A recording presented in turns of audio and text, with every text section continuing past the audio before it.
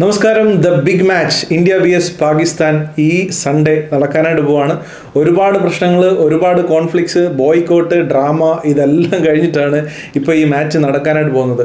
ഒരു quick history നോക്കുകയാണെന്നുണ്ടെങ്കിൽ Asia കപ്പിൽ ഇന്ത്യ കൈ കൊടുക്കാതെ ഇരുന്നെടുത്തുനിന്ന് തുടങ്ങിയ ഒരു ഈഗോ ക്ലാഷ് പിന്നീട് ട്രോഫി എടുത്തുകൊണ്ട് പാകിസ്ഥാൻ ഓടുന്ന ഒരു സിറ്റുവേഷനിലൊക്കെ എത്തിയിരുന്നു. അതിനുശേഷം ഇങ്ങോട്ട് രണ്ട് ടീമിൻ്റെയും ആരാധകരും രണ്ട് ടീമിൻ്റെയും ഒഫീഷ്യൽസും, അതായത് ടീം മാനേജ്മെൻറ്റും അതിൻ്റെ പിന്നിലുള്ള ആൾക്കാരും എല്ലാം അങ്ങോട്ടും ഇങ്ങോട്ടും ഒരു വലിയ റൈവൽറി രൂപപ്പെട്ടുകൊണ്ടിരിക്കുകയാണ്. ക്രിക്കറ്റ് റൈവൽറി അത് പണ്ട് തൊട്ടേ ഉണ്ട്. അത് ഇന്ത്യ പാകിസ്ഥാൻ ആണ് ഏറ്റവും വലിയ ക്രിക്കറ്റ് റൈവൽറി എന്ന് പറയുന്നത്. അത് സൂര്യകുമാർ യാദവ് ഇല്ല എന്ന് പറഞ്ഞാൽ പോലും അത് തന്നെയാണ്. ഇന്ത്യ പാകിസ്ഥാൻ എന്ന് പറയുമ്പോൾ അതിൻ്റെ ഒരു വലിപ്പം വളരെ വലുതാണ്. അതുകൊണ്ടാണ് ലോകത്തുടനീളമുള്ള ക്രിക്കറ്റ് ആരാധകർ ഈ ഒരു മാച്ചിലേക്ക് ഉറ്റുനോക്കിയിരിക്കുന്നത്.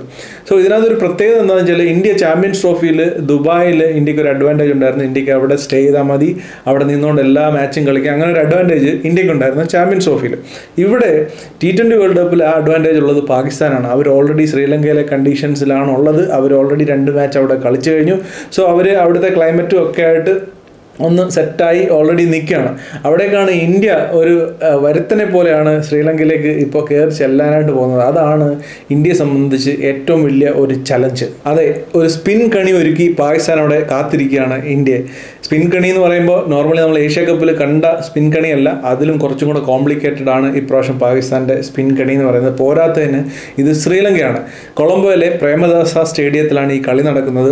ഇവിടെ നമ്മൾ നോർമലി ഇന്ത്യയിലുള്ള പിച്ചുകൾ പോലുള്ള ഒരു ഹൈ സ്കോറിംഗ് മാച്ചുകളൊന്നും അവിടെ സംഭവിക്കാനുള്ള സാധ്യത വളരെ കുറവാണ്. അവിടെ ഇപ്പോൾ നമുക്കറിയാം ഓസ്ട്രേലിയ vs സിംബാബ്വെ മാച്ചിൽ എങ്ങനെയാണ് കളി പോയത് നമുക്കറിയാം. ഓസ്ട്രേലിയ സിംബാബ്വെ തോൽപ്പിച്ചു. സോ അതുകൊണ്ട് തന്നെ ആ ഒരു പിച്ചിൻ്റെ ആ കളി കണ്ടവർക്ക് ഏകദേശം പിച്ചിൻ്റെ ഒരു രൂപവും കാര്യങ്ങളും ഒക്കെ അറിയാം. ഒരു ഹൈ സ്കോറിംഗ് മാച്ച് എന്തായാലും അവിടെ ഉണ്ടാകാനായിട്ടുള്ള സാധ്യത വളരെ കുറവാണ്. അതുകൊണ്ട് തന്നെ സ്പിന്നേഴ്സിന് നല്ല രീതിയിൽ സപ്പോർട്ട് ചെയ്യുകയും ചെയ്യും. സോ മൊത്തത്തിൽ ഈ ഒരു പിച്ചിൻ്റെ ഒരു സ്വഭാവം എന്താണെന്ന് വെച്ചാൽ ഒരു 170 to 190 ആയിരിക്കും ഒരു ഫസ്റ്റ് ബാറ്റിംഗ് സ്കോർ എന്ന് പറയുന്നത്. ഒരു വിന്നിംഗ് സ്കോർ എന്നൊക്കെ പറയുന്നത് 180, 190 ആയിരിക്കും. സോ ചേസ് ചെയ്യുന്ന ടീമിന് 180 തന്നെ വളരെ ബുദ്ധിമുട്ടായിരിക്കും. പോരാത്തതിന് ഇത്രയും ഹൈ പ്രഷർ മാച്ചും. അതുപോലെ തന്നെ പവർ പ്ലേയിൽ ഇന്ന് നമ്മൾ കണ്ടു, പവർ പ്ലേയിൽ വളരെ ബുദ്ധിമുട്ടാണ്. പേസേഴ്സിന് നല്ല രീതിയിൽ സപ്പോർട്ട് കിട്ടുന്നുണ്ട്. പിന്നീട് മുന്നോട്ട് പോകുമ്പോൾ സ്പിന്നേഴ്സിന് നല്ല രീതിയിൽ ക്വിക്കായിട്ട് തന്നെ ഒരു പവർ പ്ലേ കഴിയുമ്പോൾ തന്നെ സ്പിന്നേഴ്സിന് നല്ല രീതിയിലുള്ള സപ്പോർട്ട് ഈ ഒരു പിച്ചിൽ നിന്ന് കിട്ടും. അപ്പോൾ അതുകൊണ്ട് തന്നെ മിഡിൽ ഓവേഴ്സ് വളരെ ക്രൂഷ്യലാണ്. മിഡിൽ ഓവേഴ്സിൽ റണ്ണിങ് ബിറ്റ്വീൻ ദ വിക്കറ്റ്സും എങ്ങനെ റണ്ണ് കണ്ടെത്തും എന്നുള്ളതും വലിയൊരു ഫാക്ടറാണ്. പോരാത്തതിന് ഈ ഗ്രൗണ്ട് വളരെ വലുതാണ്. ഇന്നിപ്പോൾ ഓസ്ട്രേലിയൻ ബാറ്റ്സ്മാൻമാരൊക്കെ അവസാനം മാക്സ്വെല്ലൊക്കെ ഇട്ട് മുക്കി അടിച്ചിട്ട് പോലും എത്തുന്നില്ല. അതുപോലെ വലിയ ഗ്രൗണ്ടാണ്. സ്പിന്നിനെ സപ്പോർട്ട് ചെയ്യും. ഇത്രയും വലിയൊരു ഗ്രൗണ്ടും കൂടെ ആയതുകൊണ്ട് ബൗണ്ടറീസിൽ നമുക്ക് കാര്യങ്ങൾ ഡീൽ ചെയ്യാൻ വളരെ ബുദ്ധിമുട്ടായിരിക്കും. ഇന്ത്യ കുറച്ച് നാളായിട്ട് ഡീൽ ചെയ്തുകൊണ്ടിരിക്കുന്ന ബൗണ്ടറീസിലാണെന്നുള്ള കാര്യം നമ്മൾ പ്രത്യേകം ഓർക്കണം.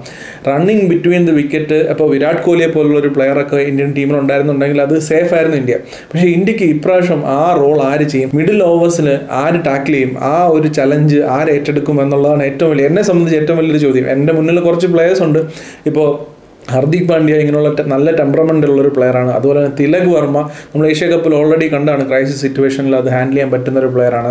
Rinku Singh and who knows Suryakumar Yadav ഇപ്പോൾ നല്ലൊരു ഫോമിലാണ്. സോ അതുകൊണ്ട് ചിലപ്പോൾ നാളത്തെ ദിവസം, അതായത് ഈ മാച്ചിൽ ഇന്ത്യ vs പാകിസ്ഥാൻ മാച്ചിൻ്റെ ദിവസം സൂര്യകുമാർ യാദവിൻ്റെ ദിവസം ആവാനും സാധ്യതയുണ്ട്. സോ ഒരുപാട് സാധ്യതകൾ ഇന്ത്യയുടെ മുമ്പിലുണ്ട്. പക്ഷേ അപകടങ്ങളും പതിയിരിപ്പുണ്ട്. ഇന്ത്യ പ്രത്യേകിച്ച് നല്ല രീതിയിൽ ശ്രദ്ധിച്ച് വേറൊരു പ്രത്യേക ഒരു കാര്യം എന്താണെന്ന് വെച്ചാൽ ഇന്ത്യയിൽ ശ്രീലങ്കയുടെ ഹിസ്റ്ററി റീസെൻറ്റ് ടൈംസിൽ നോക്കുകയാണെങ്കിൽ വളരെ മോശമാണ്. ഇന്ത്യ അവിടെ പോയി ഒരു ODI സീരീസ് തോറ്റിട്ടൊക്കെ ഉണ്ട്. സോ ശ്രീലങ്ക അത്ര നല്ലൊരു ഹിസ്റ്ററി അല്ല റീസെൻറ്റ് ഹിസ്റ്ററി ഇന്ത്യക്കുള്ളത്. പോരാത്തതിന് പൊതുവെ സ്പിന്നിനെ കളിക്കുന്ന കാര്യത്തിൽ റീസെൻറ്റ് ടൈംസിൽ ഇന്ത്യൻ പ്ലേയേഴ്സ് വളരെ മോശമാണെന്ന് നമുക്ക് പലപ്പോഴും കണ്ടിട്ടുണ്ട്. നല്ല ഫ്ലാറ്റ് പിച്ചുകളിലോ അല്ലെങ്കിൽ കുറച്ച് ബാലൻസ്ഡ് ആയിട്ടുള്ള പിച്ചുകളിലൊക്കെ ഇന്ത്യ നന്നായിട്ട് ബാറ്റ് ചെയ്യും, നന്നായിട്ട് പെർഫോം ചെയ്യുമ്പോൾ സ്പിന്നിന് കുറച്ച് സപ്പോർട്ട് കിട്ടുകയാണെന്നുണ്ടെങ്കിൽ ടെസ്റ്റിലും നമ്മൾ ODIയിലും ഒക്കെ കണ്ടു. മറ്റ് രാജ്യങ്ങളുടെ സ്പിന്നേഴ്സ് വന്നിട്ട് നമ്മളെ ട്രബിൾ ചെയ്യുന്നത്, ഇന്ത്യയിൽ തന്നെ ട്രബിൾ ചെയ്യുന്നത് നമ്മൾ കണ്ടു. അപ്പോൾ ശ്രീലങ്കയിലെ കാര്യം നമുക്കൊന്ന് ആലോചിച്ച് നോക്കാട്ടെ. സോ അങ്ങനെ ഒരു അപകടം തീർച്ചയായിട്ടും കൊളംബോയിൽ പതുങ്ങിയിരിപ്പുണ്ട്. അത് ഇന്ത്യ എങ്ങനെ ഹാൻഡിൽ ചെയ്യും എന്നുള്ളതാണ് എന്നെ സംബന്ധിച്ച് ഏറ്റവും ക്യൂരിയസ് ആയിട്ട് ഞാൻ ഈ മാച്ചിലേക്ക് നോക്കി കാണുന്ന ഒരു കാര്യം.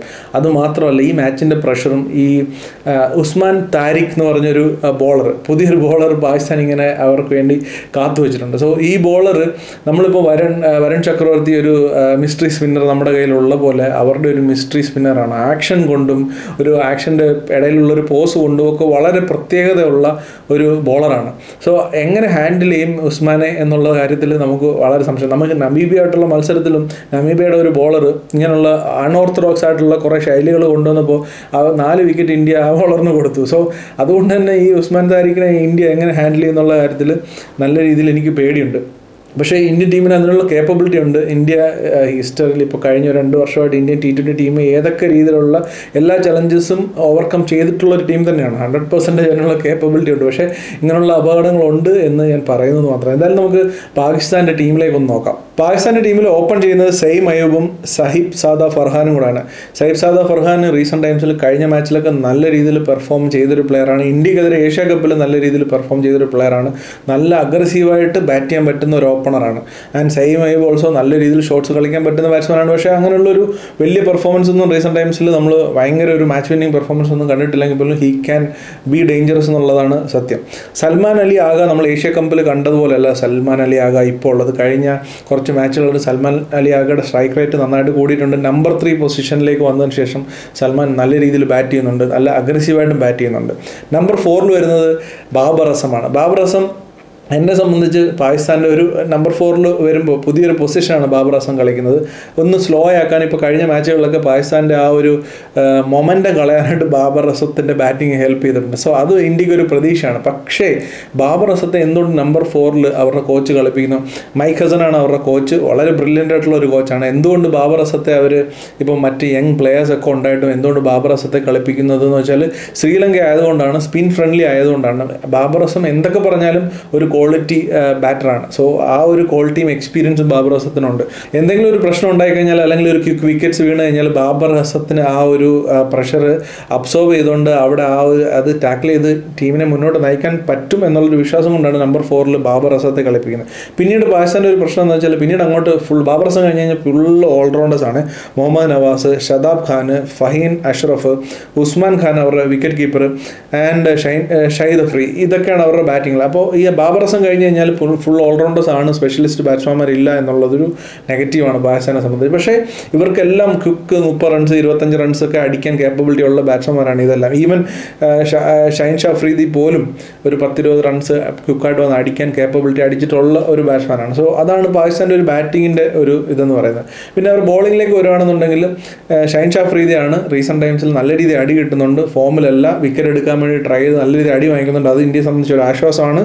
പിന്നെ അവരുടെ ഒരു ഫാസ്റ്റ് ബോളർ ഫഹീം അഷ്റഫാണ്. ഫഹീം അഷ്റഫ് ഏഷ്യ കപ്പിൽ നല്ല രീതിയിൽ ഇന്ത്യക്കെതിരെ ബോൾ ചെയ്താണ്. നല്ലൊരു ക്വാളിറ്റി ഓൾറൗണ്ടറാണ്. സോ അത് രണ്ടുമാണ് അവരുടെ പ്ലേയേഴ്സ് ഓപ്ഷൻ. പിന്നീട് മൊത്തം സ്പിന്നേഴ്സാണ്. ഒന്ന് ഉസ്മാൻ താരിഖ്, നമ്മളുടെ ഓർത്തഡോക്സ് ആയിട്ടുള്ള ബോളർ. പിന്നെ മുഹമ്മദ് നവാസ്, ഷദാബ് ഖാൻ, ഇവർ രണ്ടുപേരും ഓൾറൗണ്ടേഴ്സ്. ഇവർ രണ്ടുപേരും നല്ല രീതിയിലുള്ള സ്പിന്നേഴ്സാണ്. Abrar Ahmed the mystery spinner. ഇത്രയും 4 ക്വാളിറ്റി സ്പിന്നേഴ്സ് അവരുടെ കയ്യിലുണ്ട്. Even Saim Ayub also. Saim Ayub number 1 ഓൾറൗണ്ടറാണ് ഇപ്പോൾ T20 റാങ്ക് ചെയ്യുന്നത്. സോ അങ്ങനെ നോക്കുമ്പോഴത്തേക്ക് ഒരു 5 ക്വാളിറ്റി സ്പിന്നേഴ്സ്, അതിൻ്റെ കൂട്ടത്തിൽ ഒരു ഫാസ്റ്റ് ബോളർ പ്ലസ് ഒരു ഫാസ്റ്റ് ബോളിംഗ് ഓൾറൗണ്ടർ. ഇത്രയും സ്ട്രോങ് ആയിട്ടുള്ളൊരു ബോളിംഗ് ലൈനപ്പാണ് പാകിസ്ഥാനുള്ളത്. അതാണ് അവരുടെ സ്ട്രെങ്തും. ഇനി നമുക്ക് ഇന്ത്യൻ ടീമിലേക്ക് നോക്കിക്കഴിഞ്ഞാൽ കുൽദീപ് യാദവ് ടീമിലേക്ക് വരുമോ, വാഷിംഗ്ടൺ സുന്ദർ ടീമിലേക്ക് വരുമോ എന്നുള്ളതാണ് ഒരു ഡൗട്ടുള്ളത്.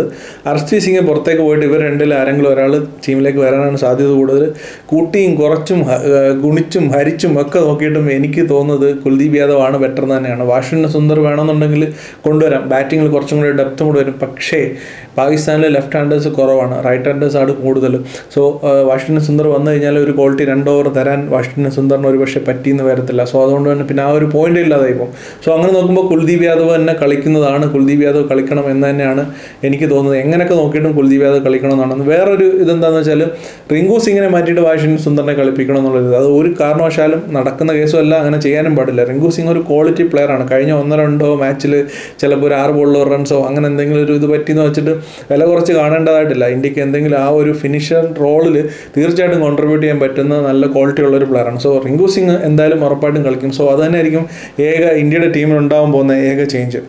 ഇന്ത്യയെ സംബന്ധിച്ച് കുൽദീപ് യാദവ്, വരുൺ ചക്രവർത്തി, അക്ഷർ പട്ടേൽ ഇവർ 3 പേരും ചേർന്ന് സ്പിൻ ട്രയോണ് ഇന്ത്യയുടെയും സ്ട്രെങ്ത് എന്ന് പറയുന്നത്. ശ്രീലങ്കയിലേക്ക് പോകുമ്പോൾ പ്രത്യേകിച്ചും വരുൺ ചക്രവർത്തി, അവർക്ക് ഉസ്മാൻ താരിഖ് എങ്ങനെയാണോ അതിനപ്പുറം പ്രൂവണാണ് ഇന്ത്യയെ സംബന്ധിച്ച് Varun Chakravarthy. And Kuldeep Yadav and Axar Patel quality സ്പിന്നേഴ്സാണ്. കുൽദീപ് യാദവ് ഫോമിലായി കഴിഞ്ഞാൽ വരുൺ ചക്രവർത്തിയെക്കാട്ടി ഒരു രക്ഷയില്ലാതെ കളിക്കാൻ പറ്റാത്ത രീതിയിൽ ബോൾ ചെയ്യാൻ പറ്റുന്ന ഒരു ബോളറാണ്. സോ ഇവർ 3 പേരാണ് ഇന്ത്യയുടെ ഏറ്റവും വലിയ strength. And Bumrah quality 4 overs guarantee ആയിട്ടുള്ള നമ്മുടെ ബൂംറ നമുക്കുണ്ട്. Hardik Pandya the versatile allrounder, ഒരു 3 ഓവർ മിനിമം ഹർദിക് പാണ്ഡ്യയുടെ കയ്യിൽ നമുക്ക് കിട്ടാം. And Shivam Dube can also give 1 or 2 overs. Hardik Pandya 4 ഓവറും എറിയാൻ കേപ്പബിലിറ്റി വേണം. ശിവൻ ദൂബെക്ക് ഒരു പക്ഷേ ഒരു ഓവറിന് അടി കൊണ്ട് കഴിഞ്ഞാൽ 3 ഓവറും ക്വാളിറ്റി ആയിട്ട് എറിയാൻ ഹർദിക് പാണ്ഡ്യക്ക് പറ്റണം. സോ അതാണ് ഇന്ത്യയുടെ ഒരു ബോളിംഗ് സൈഡ്. ബാറ്റിങ്ങിൻ്റെ കാര്യം പിന്നെ പറയണ്ടല്ലോ. അഭിഷേക് ശർമ്മ, ഇഷാൻ കിഷൻ ഓപ്പണിങ്, ഇൻറ്റൻറ്റ് ഉണ്ട്, എക്സ്പ്ലോസീവ് ആയിട്ടുള്ള ബാറ്റേഴ്സാണ്. ശ്രീലങ്കയിലെ കണ്ടീഷൻസിൽ പോയിട്ട് ഇന്നിപ്പോൾ ഓസ്ട്രേലിയയുടെ ടോപ്പ് ഓർഡർ എങ്ങനെ പൊളിഞ്ഞ് വീണെന്ന് നമ്മൾ കണ്ടു സിംബാബ്വേക്കെതിരെ. അങ്ങനെ പൊളിഞ്ഞ് വീഴാതെ പവർ പ്ലേയിൽ ഒരു മിനിമം 55 to 65 റൺസ് മതി നമുക്ക്. അത്ര അടിച്ചാൽ മതി. അതിൽ കൂടുതൽ അടിക്കാൻ പോയിട്ട് വിക്കറ്റ് കളയേണ്ട ആവശ്യമില്ല. മാക്സിമം 1 വിക്കറ്റ് നഷ്ടത്തിൽ പവർ പ്ലേ കഴിയുമ്പോൾ ഒരു 55 to 65 റൺസ് മതി. അത് ഇന്ത്യ ആ റേഞ്ചിൽ ബാറ്റ് ചെയ്യാനായിട്ട് പറ്റുന്ന ഫസ്റ്റ് ബാറ്റ് ചെയ്യുകയാണെന്നുണ്ടെങ്കിൽ മിഡിൽ ഓവേഴ്സിനെ ഇന്ത്യ ഒരു 15 ഓവേഴ്സ് വരെ, പിന്നീട് അങ്ങോട്ട് കളിയെ സിംഗിൾസും ഡബിൾസും ഇടയ്ക്കിടയ്ക്ക് റെഗുലർ ഇൻ്റർവൽസ് ബൗണ്ടറീസുമായിട്ട് ഇന്ത്യ അങ്ങോട്ട് മുന്നോട്ട് ഇന്നിങ്സിനെ എടുത്തുകൊണ്ട് പോകാനായിട്ട് സൂര്യകുമാർ യാദവിനും തിലക് വർമ്മയ്ക്കും അല്ലെങ്കിൽ അത് കഴിഞ്ഞിട്ട് വരുന്ന ബാറ്റ്സ്മാൻമാർക്ക് സാധിക്കണം എന്നുള്ളതാണ് ഇന്ത്യയുടെ ഏറ്റവും വലിയ ചാലഞ്ച്. അവിടെ ഈ പറയുന്ന പാകിസ്ഥാൻ്റെ മിസ്റ്ററി സ്പിന്നേഴ്സ് വരും, ഈ 4-5 സ്പിന്നേഴ്സ് മാറി വരും. സോ അവരെ ടാക്കിൾ ചെയ്തുകൊണ്ട് 15ാമത്തെ ഓവർ വരെ നല്ല രീതിയിൽ കൊണ്ടുപോവുക എന്നുള്ളത് ഇന്ത്യയെ സംബന്ധിച്ചൊരു ചലഞ്ച് തന്നെയാണ്. ആൻഡ് അവിടുന്ന് അങ്ങോട്ട് ഇന്ത്യക്ക് പ്രോപ്പറായിട്ട് ഫിനിഷ് ചെയ്യാനും പറ്റണം. ഇപ്പോൾ സിംബാബ്വെ ആയിട്ടുള്ള മാച്ചിൽ സിംബാബ്വെ നല്ല രീതിയിൽ ഈ പറഞ്ഞ രീതിയിൽ സിംബാബ്വെ ബാറ്റ് ചെയ്ത് കൊണ്ടുവന്നിട്ട് അവസാനം ഒരു 180 എന്നുള്ളൊരു മാർക്കിലേക്ക് അവർക്ക് എത്താൻ പറ്റിയില്ല. ഓസ്ട്രേലിയ നന്നായിട്ട് ബോൾ ചെയ്തു. സോ അങ്ങനെയും വരാൻ പാടില്ല. സോ ഇന്ത്യക്ക് 15 ഓവർ വരെ എത്തിയാൽ മാത്രം പോരാ.